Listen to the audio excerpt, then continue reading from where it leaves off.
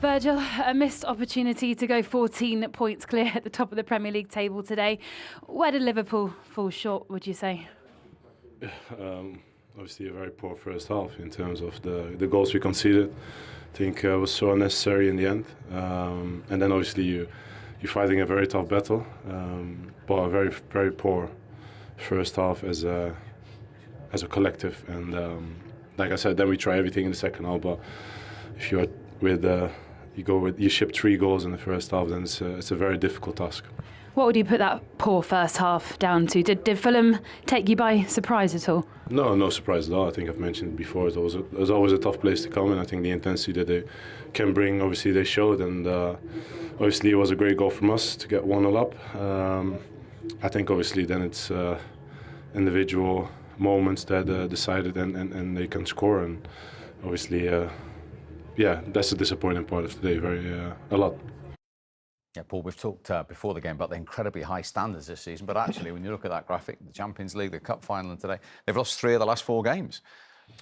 Yeah, and I think he has to look at himself. I didn't really blame himself, but I think he's shown a little bit of arrogance of late.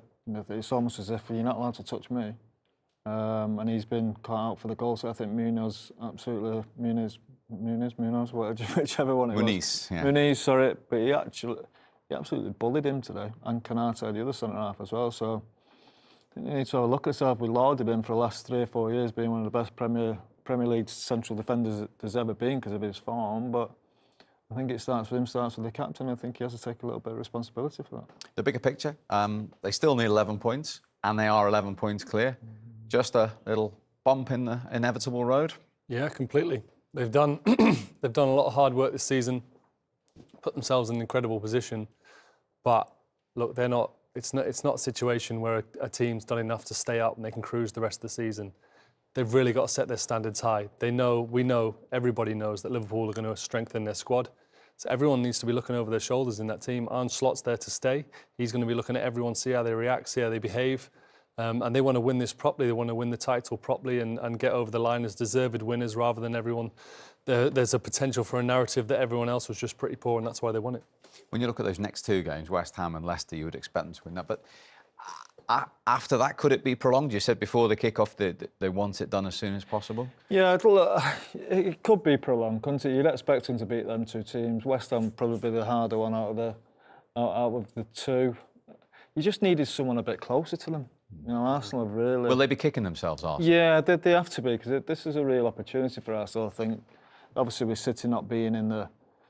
having the quality you'd have expected at the start of the year in the title race. So if Arsenal were a little bit closer, it could have got a little bit shaky for Liverpool, but it still could. If Arsenal win the games, you have to think Arsenal aren't going to win all the games, especially with them 2 Real Madrid games coming up. But Liverpool they're going to limp over the line, I think. I think looking at that today, that performance, as I said, I sensed a little bit of arrogance about them, as if you shouldn't be able to lay a finger on us today. You shouldn't be able to beat us, and I think they've shown that in the last few weeks. A little bit of sloppiness creeping on. I think it comes from the captain. I think he needs to really make sure that there's a proper determination about him now to try and get them over the line as soon as possible. Which Alexis McAllister got them up and flying, Micah. Yeah, it was brilliant. You know, Liverpool like to press and Fulham tried to play out. I mean, very strong there for Canate, and then it was about getting the second balls. But I just love the touch here from McAllister, the way he gets it across the midfield there, and then he strikes it so pure. I think you can see on this angle here with the touches, just gets it to the side of him so he could set up the shot, steadies himself, and it's a wonderful finish. But what about the response from Fulham, Izzy? Yeah, excellent response. I think we knew that they could cause problems in the wide area. They have all season. Sessegnon starts his run, running on the inside, allowing Pereira to exploit on the second phase, and then Sessegnon just reacts quickly. Micah highlighted at half-time brilliantly, you know, the positioning of Canate. Can he deal with it on that first attempt? But nonetheless, that finish from Sessegnon, wonderful. And it seemed to shake Liverpool. Yeah, it went from bad to worse from the defensively. So looking at Robertson, we're looking at experienced players making bad decisions, and then they're getting a chance to get the recovery, and they don't quite get in the right position. They don't close people down, and ironically, then it comes off Robertson for the goal. But it's a shot on target, and but the damage is done the first half for Liverpool. The defending from Liverpool nowhere near good enough. But the best to last. Look at this for a touch. As it comes back in here on the second phase, Just look at this from Muniz on Van Dijk. Get off, and can he finish? Gets a little bit of luck going for the goalkeeper's left, but you see better on this angle, he just nudges him there, and then the touch and technique to get it round, and then the composure to finish. Really well played from Fulham. We expected that because Fulham are a good side. You see it there? Talk us through that, Izzy. Me? Yes!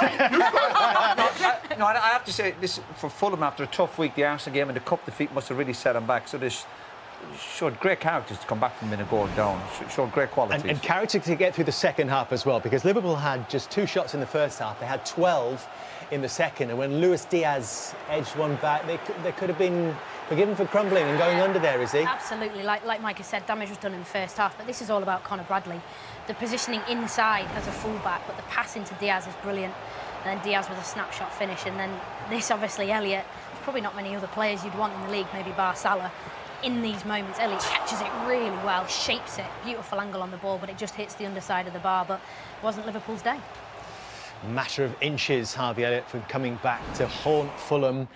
But 3-2 it finished. So 11 points still their lead, and still a maximum of 11 points for Liverpool to claim the title. Let me just also highlight Fulham there in 8th place. Only 3 points from Manchester City in 5th spot, which, as we all keep saying, should be enough for Champions League football next season. So a lot on as well for City when they face Manchester United here on part 2 of Super